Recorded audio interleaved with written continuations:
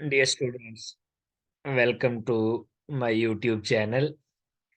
Dear students, मैं spectrometry आज हमारा जो लेक्चर है लेक्चर नंबर 33 है और इस लेक्चर में हम डिस्कस करेंगे mass fragmentation pattern of amides.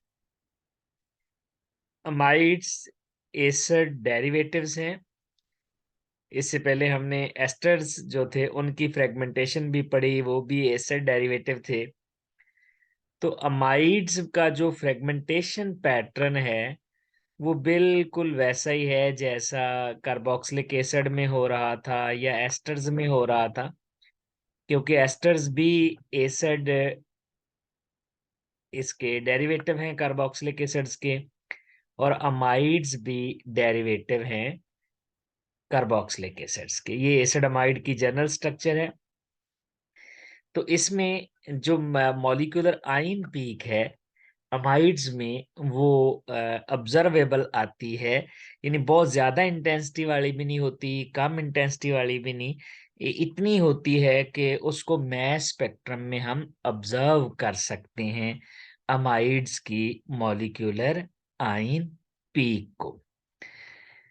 इसमें जो क्लीवेज होती है अल्फा क्लीवेज है, यानी यहाँ से भी बिल्कुल जैसे एस्टर्स में कार्बोक्सिलिक एसिड्स में होता था, यहाँ से ये वाला अल्काइल ग्रुप निकल जाता है।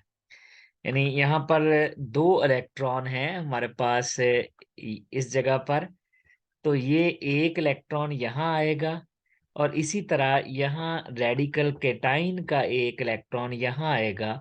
तो ये हमारे पास डबल बॉन्ड बन जाएगा, ये आ जाएगा सी डबल बॉन्ड ओ, और इस साइड पे डबल बॉन्ड NH2।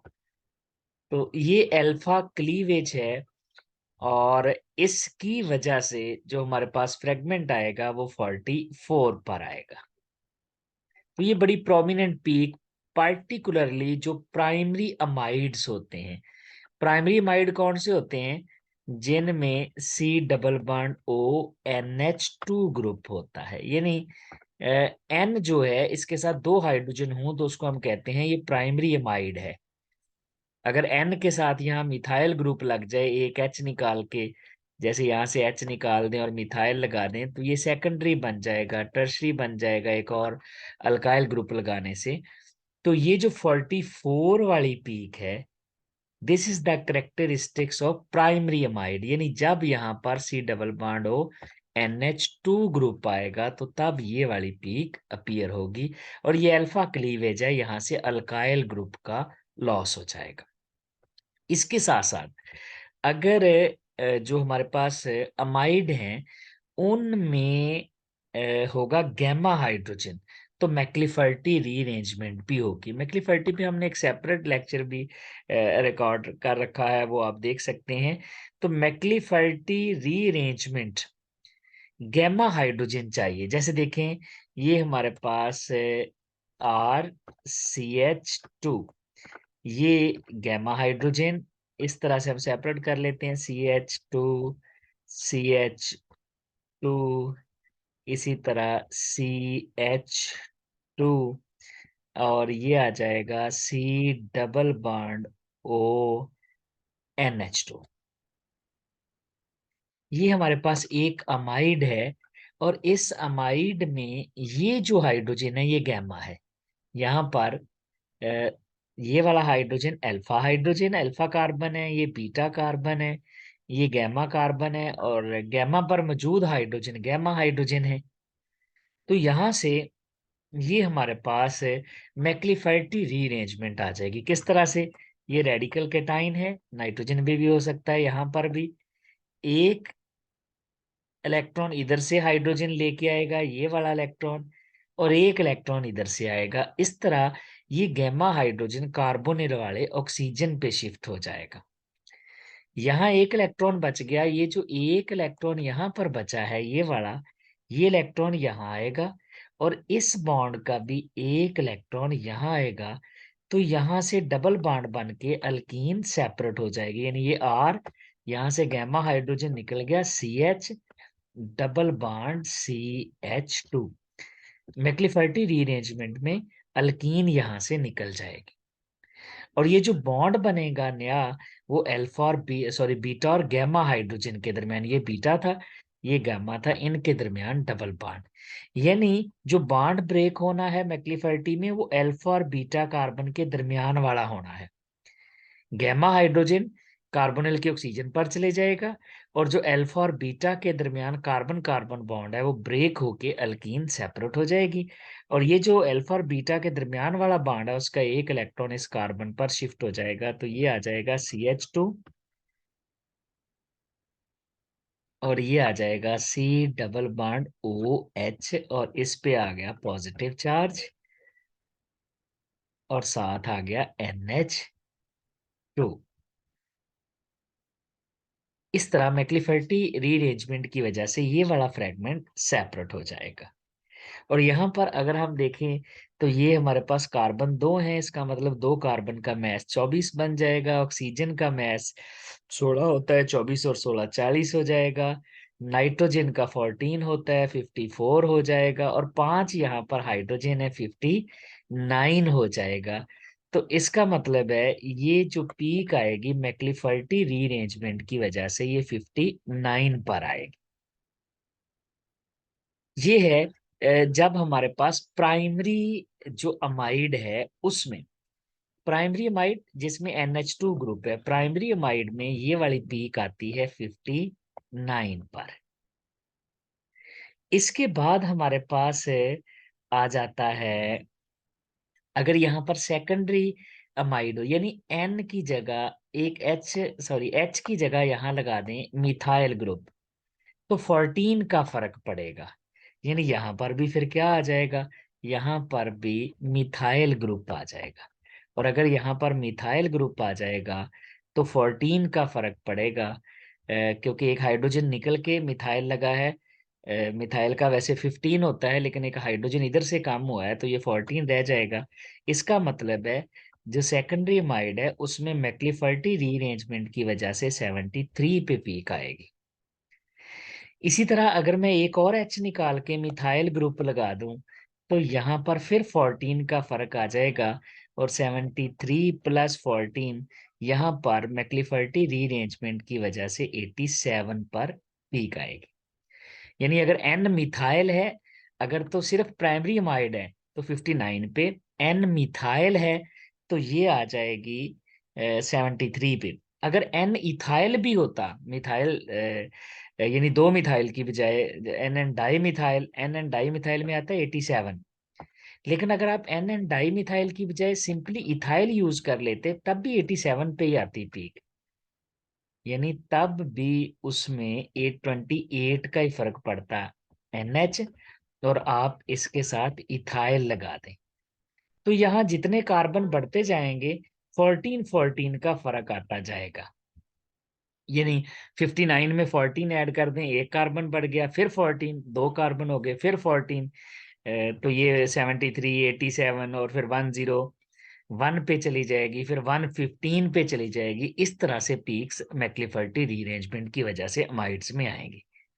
इसके साथ साथ यहाँ नाइट्रोजन रूल, क्योंकि नाइट्रोजन मौजूद है, नाइट्रोजन रूल भी ओबे होगा। और नाइट्रोजन रूल, और नंबर ऑफ नाइट्रोजन एटम होंगे तो मॉलिक्यूलर आयन पीक भी ऑड मैस वाली होगी। ये डिफरेंट पीक्स हैं, इसमें 44 तो इसकी वजह से आनी है जब अल्फा क्लीवेज होगी सी डबल बॉन्ड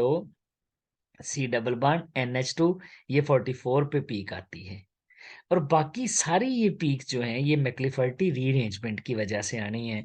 59 पे, 73 पे, 59 पे आएगी प्राइमरी अमाइड में, और जब नाइट्रोजन पे एक मिथाइल ग्रुप लग जाएगा N मिथाइल तो 73 पे आ जाएगी। अगर N इथाइल होगा तो 87 पे आ जाएगी। अगर N इथाइल की बजाय N डाई मिथाइल होगा तब भी 87 पे आएगी। तो ये सारी पीक्स, ये prominent peaks due to McLafferty rearrangement है। अगर हम मैस स्पेक्ट्रम एग्जांपल देख लें, ये हमारे पास एसिड एनालाइट है। एसिड एनालाइड का जो मॉलिक्यूलर मैस होता है वो 135 होता है।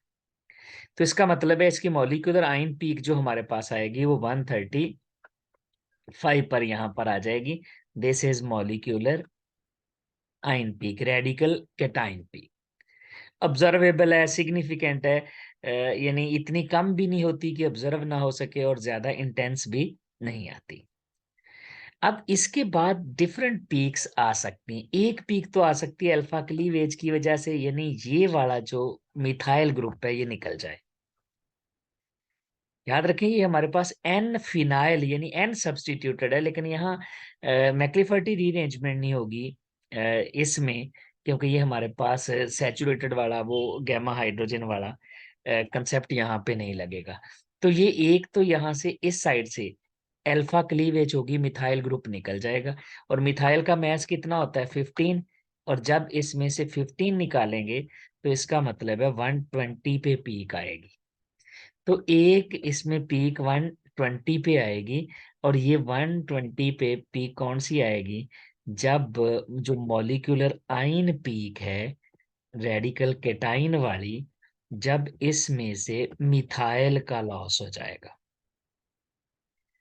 तो ये पीक आ जाएगी। इसके अलावा यहाँ से एक और फ्रेगमेंट इस तरह से हो सकती है कि ये हमारे पास phenyl group as it is रहे इस तरह से, और ये हमारे पास आ गया NH C double bond O, और मिथाइल का जो एक हाइड्रोजन है CH3 का, वो नाइट्रोजन पे शिफ्ट हो जाए, ये आ जाएगा H। इस तरह हमने अमाइन में भी देखा था, यानी ये रेडिकल केटाइन है, तो ये हाइड्रोजन अपना एक इलेक्ट्रॉन, यहाँ से बॉन्ड है 2 इलेक्ट्रॉन है, एक इलेक्ट्रॉन यहाँ आ जाएगा, एक इधर से आ जाएगा, तो ये बन जाएगा NH2। और फिर यहाँ से ये बॉन्ड ब्रेक होगा, एक इलेक्ट्रॉन इधर से यहाँ आएगा, एक इधर से यहाँ आएगा, तो ये हमारे पास CH2 double bond C double bond O, ये वाला फ्रेगमेंट यहाँ से सेपरेट हो जाएगा, और ये रेडिकल केटाइन यहाँ पर हमारे पास बच जाएगा। यानी ये एनिलीन का रेडिकल केटाइन है। ये हमारे पास NH2 और NH2 प्लस आ जाएगा रेडिकल केटाइन, प्लस और रेडिकल केटाइन। अब ये जो यहाँ से ये वाला निकला है, इसका मैस बनेगा 42। 2 कार्बन है, 24 है, ऑक्सीजन है, 16 ऐड करेंगे 40 बनेगा, 242। तो इसमें से 135 में से 42 निकालें, तो 135 में से जब 42 निकालते हैं, तो ये 42 निकालते हैं 135 में से, तो ये पीक आ जाती है 93 पे। तो यहाँ पर एक बड़ी पीक 93 पे भी आ जाएगी, और न्यूट्रल मॉलिक्यूल ये वाला हमारे पास CH2 double bond C double bond O निकल जाएगा। I think this is ketene. अच्छा, इसके अलावा यहाँ से एक और फ्रेगमेंट भी बन सकता था कि ये एसिटाइल ग्रुप निकल जाता, यहाँ से ब्रेक हो जाता। और जब एसिटाइल ग्रुप निकलेगा, एसिटाइल का होता है 43 मैस, एसिटाइल का मैस 43 होता है, तो इसका मतलब है यहाँ पर 92 पे भी पीक आ सकती है।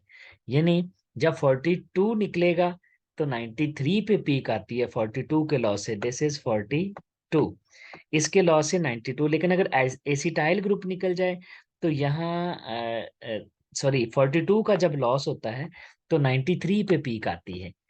और अगर यहाँ से 43 का लॉस हो जाए, ये पूरा एसिटाइल ग्रुप CH3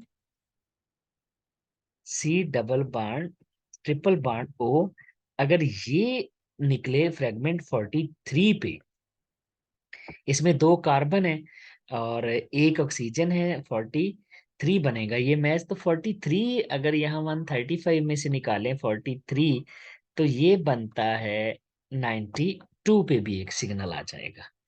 यानी 135 में से आप 43 निकालेंगे, 135 और ये आ गया 43, तो ये आएगा 92 पे एक सिग्नल। और इसके साथ साथ 92 पे सिग्नल आने के साथ साथ 43 पे भी सिग्नल आएगा, एक अच्छी पीक आएगी 43 पर, वो इस ग्रुप की वजह से। इसके अलावा भी पीक्स आ सकती हैं, कौन सी, जब हमारे पास ये वाला फ्रेगमेंट बन जाएगा एनिलीन, तो हमने अमाइंस में देखा था कि इसमें से पहले एक एच निकलता है, एक एच निकलने के बाद यहाँ 92 पे पीक आई थी।